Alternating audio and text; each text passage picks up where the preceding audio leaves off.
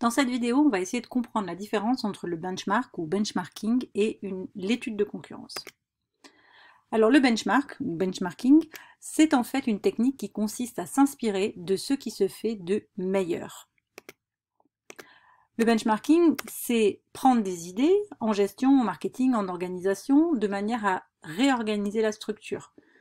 Mais prendre des idées, évidemment, dans le monde et le marché dans lequel l'entreprise est acteur, mais pas forcément. Ça peut être aussi dans un secteur qui est complètement différent ou dans des institutions publiques.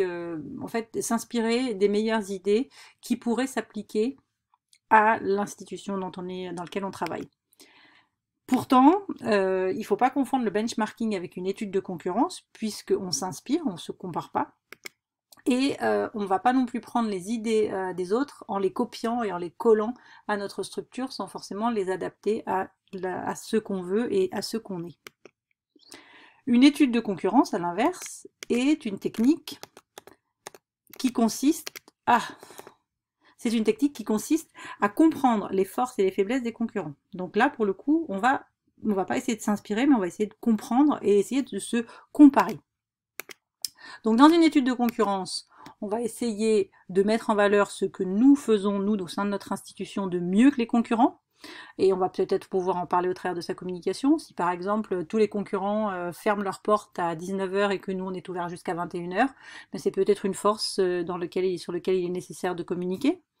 Et puis, on va essayer d'améliorer ses faiblesses pour essayer de faire mieux que les concurrents. Donc si par exemple on se rend compte que les concurrents ont un point de vente qui est beaucoup plus ergonomique que le nôtre, du personnel qui parle différentes langues alors que nous notre personnel ne parle qu'une seule langue, on va peut-être se dire que c'est là-dessus qu'il va falloir travailler si c'est une caractéristique que les clients apprécient beaucoup.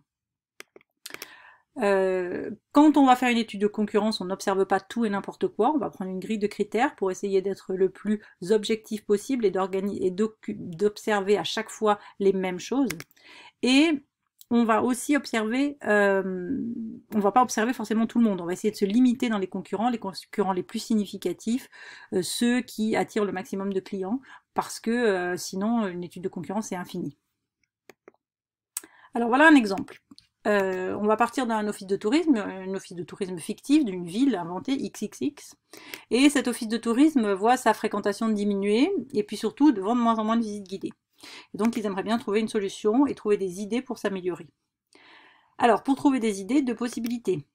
Première solution, on va commencer par faire une étude de concurrence. Et dans ces cas-là, qu'est-ce qu'on fait? On repère dans la zone de chalandise, c'est-à-dire dans la zone dans laquelle viennent nos clients, tous les offices de tourisme qui sont les plus performants. Donc on ne va pas tous les prendre, mais on va prendre ceux qui sont le plus performants. Ce que je disais avant, on ne prend pas tous les concurrents. Et ensuite, on va essayer de créer une grille pour essayer de rechercher comment nous, en tant qu'office de tourisme de la ville de XX, on se positionne par rapport à nos forces et à nos faiblesses, pour ensuite proposer un plan d'action. Grâce à l'étude de concurrence, on peut se comparer et on peut s'améliorer par rapport aux autres. Mais au bout d'un moment, on a un peu tendance, si on se compare toujours tous les uns aux autres, à tourner un peu en rond. Donc une autre solution pour pouvoir aller de l'avant, pour pouvoir se développer encore, c'est faire un benchmark. Donc un benchmark en recherchant des idées. Donc en recherchant des idées, en sortant de la zone de chalandise, et là en cherchant des idées à la fois en France, mais aussi à l'étranger. Absolument pas chez les concurrents, mais dans d'autres entreprises. Et parfois même dans des entreprises qui ne sont pas forcément dans notre secteur. Donc si je reprends l'office de tourisme de ma ville de XXX, je pourrais par exemple aller chercher des idées à Évreux, le comptoir des loisirs. Donc le comptoir des loisirs, c'est en fait une structure qui existe, c'est une structure publique. L'office de tourisme d'Évreux pendant des années n'était pas forcément très performant. Le responsable de l'office s'est rendu compte que la ville n'était pas extrêmement touristique et que la véritable population qui était accueillie par l'office, c'était la population locale.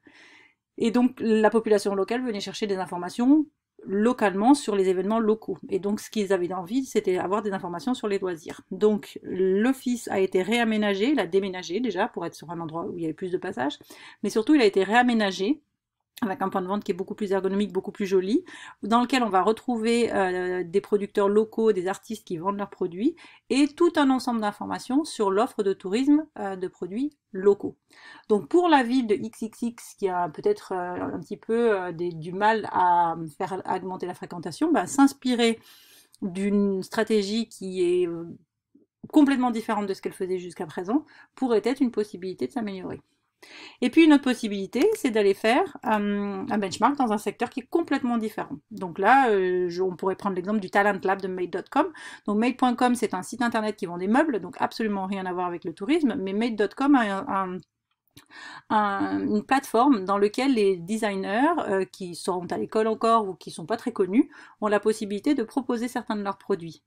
Et si les clients de Made trouvent le produit intéressant, ils proposent de financer ce produit, et quand le produit a atteint un certain niveau de participation, de crowdfunding finalement, Made fabrique le produit et les clients peuvent l'acheter. Donc là, on pourrait pourquoi pas envisager que l'office de tourisme de notre ville imaginaire, là, XXX, propose une plateforme dans laquelle des greeters ou des guides indépendants proposent des visites complètement différentes, et s'il y a assez de visites de propositions et de clients intéressés par la visite, et bien la visite a lieu. Là aussi, en s'inspirant d'un secteur qui n'a rien à voir avec ce qui se fait d'habitude dans les offices de tourisme. Donc pour conclure, on peut dire que le benchmarking et l'étude de concurrence, les deux ont la même fonction, c'est améliorer sa stratégie. Mais une étude de concurrence va permettre une comparaison avec les concurrents pour faire mieux que les autres, mettre en évidence ses forces et essayer de diminuer ses faiblesses. Le benchmark, lui, c'est une source d'inspiration.